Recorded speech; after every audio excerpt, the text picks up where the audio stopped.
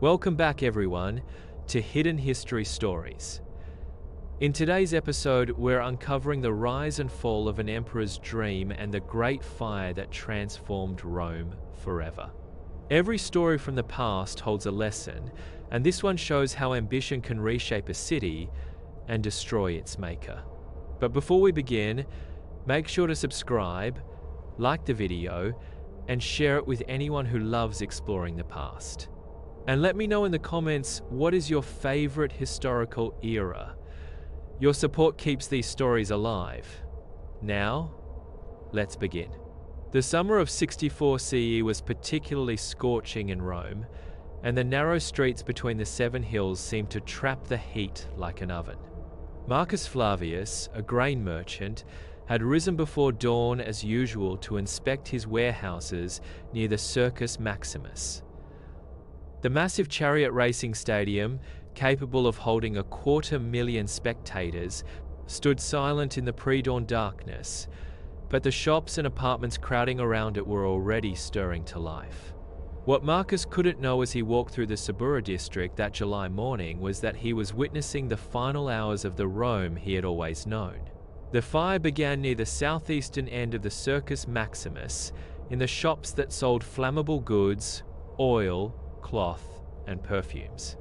The exact cause remains lost to history, but what followed was documented by multiple contemporary sources, including the historian Tacitus, who was a boy in Rome at the time.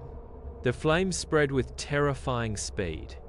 Rome's buildings were packed tightly together, many constructed of wood and clay with inflammable roofing. The narrow streets that had evolved organically over centuries created wind tunnels that fed the fire's hunger. Marcus later described how the flame seemed to leap from building to building like a living creature, consuming everything in their path. Emperor Nero was not in Rome when the fire started, contrary to the famous myth of him playing his lyre while the city burned. He was at his villa in Antium, about 30 miles from the capital. When news reached him, he raced back to the city and immediately opened his own gardens to house the displaced population. He organized relief efforts and temporarily reduced grain prices to prevent starvation among the homeless. For 6 days and 7 nights, the fire raged across Rome. It consumed 3 of the city's 14 districts completely and severely damaged 7 others. The flames destroyed countless homes, temples, and public buildings. The Temple of Jupiter Stator, where Roman senators had once sought sanctuary, was reduced to ash. The ancient palace of the kings, with its irreplaceable historical artifacts, vanished in the inferno. Gaius Suetonius, a young patrician who would later become the famous biographer, watched from the Palatine Hill as the fire approached the ancient Temple of Vesta, where the sacred flame of Rome was kept burning by the Vestal virgins. The priestesses carefully transported the sacred objects to safety, maintaining the eternal flame even as the city burned around them. When the flames finally died, roughly 2/3 of Rome lay in ruins. The devastation was so complete that many wondered if the city could ever recover. Tens of thousands were homeless, their life savings reduced to ash. The economic impact was staggering. Grain supplies were disrupted, trade networks collapsed, and the city's infrastructure was decimated. But Nero saw opportunity in the catastrophe. Rather than simply rebuilding Rome as it was, he envisioned creating something unprecedented, a completely planned city with wide streets, proper drainage, fire-resistant construction, and public spaces that would make Rome the most beautiful capital in the world. His master plan called for broad boulevards to replace the narrow medieval streets. Buildings would be constructed with fire-resistant stone and include courtyards and gardens. A revolutionary sewer system would prevent the unsanitary conditions that had plagued the old city. Most ambitious of all, Nero planned to construct a vast palace complex that would demonstrate Rome's power and sophistication to the world. The rebuilding effort was massive. Nero imported architects and engineers from across the empire. Stone quarries in Greece and marble yards in Egypt worked overtime to supply materials. Thousands of skilled craftsmen converged on Rome, turning the city into the ancient world's largest construction site. The centerpiece of Nero's vision was the Domus Aurea, or Golden House, a palace complex that would cover roughly 200 acres in the heart of Rome. This was not merely a residence, but a complete artificial landscape designed to showcase the emperor's power and the empire's wealth.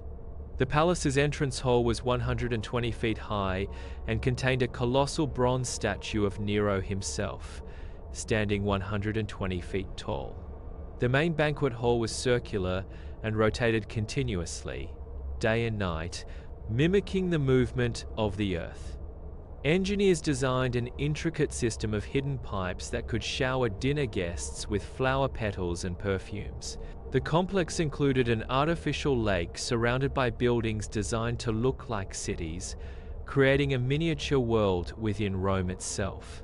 Vast gardens contained exotic animals from across the empire, elephants from Africa, tigers from India, and strange creatures that most Romans had never seen. Pavilions and walkways connected different sections of the complex, allowing visitors to journey through carefully designed landscapes that represented different parts of the known world. The walls throughout the palace were covered with elaborate frescoes painted by the finest artists of the age. Gold leaf decorated many surfaces, giving the complex its famous name. Precious stones and rare marbles from distant provinces created intricate mosaics that told stories of Rome's conquests and achievements. But the Golden House represented more than imperial excess. Nero's architects pioneered revolutionary construction techniques that would influence building design for centuries. They developed new forms of concrete that allowed for massive unsupported spans, creating interior spaces larger than anything previously achieved.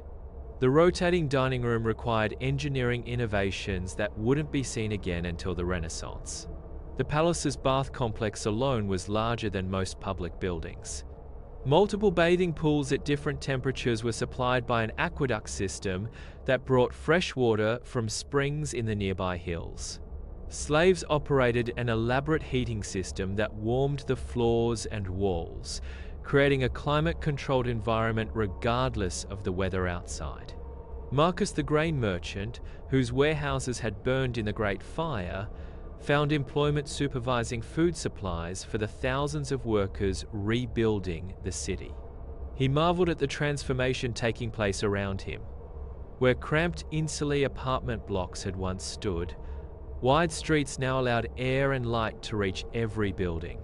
New construction codes required fireproof materials and mandated spacing between structures. The new Rome that emerged from the ashes was indeed magnificent, but it came at an enormous cost. The reconstruction and the Golden House project drained the imperial treasury. Nero was forced to raise taxes across the empire and debase the currency to pay for his vision. Provincial governors faced increasing pressure to send gold and silver to fund the endless construction in Rome. These financial pressures contributed to growing unrest throughout the empire. In 68 CE, just 4 years after the Great Fire, military commanders began rebelling against Nero's rule.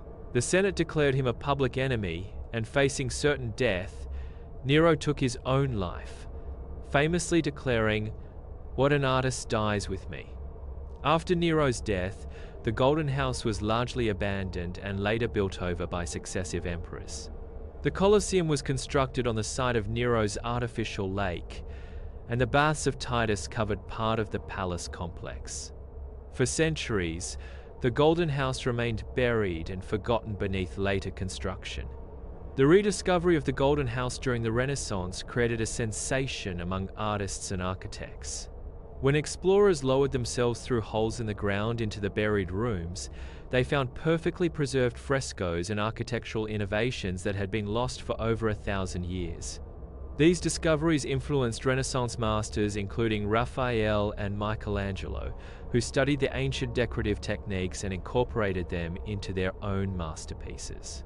Modern archaeological excavations continue to reveal new sections of Nero's palace, each discovery adding to our understanding of Roman engineering and artistic achievement.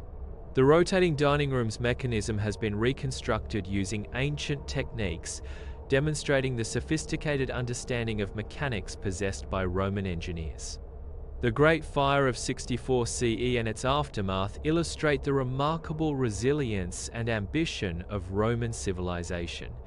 From catastrophic destruction, the Romans created innovations in urban planning, architecture, and engineering that influenced city design for millennia. While Nero's political career ended in failure, his vision of a planned, beautiful city established principles of urban design that modern city planners still study and apply. The story reminds us that even in the ancient world, visionary leadership could transform disaster into opportunity, creating lasting achievements that outlive their creators. The Golden House may have been buried by time and politics, but its influence on art, architecture, and urban planning continues to shape our world today, making it one of history's most fascinating examples of ambitious leadership rising from the ashes of catastrophe. That was the end of the story of Nero's dream, Rome's ashes. The emperor whose dream of a golden Rome rose from ashes, but whose ambition cost him his throne and his life.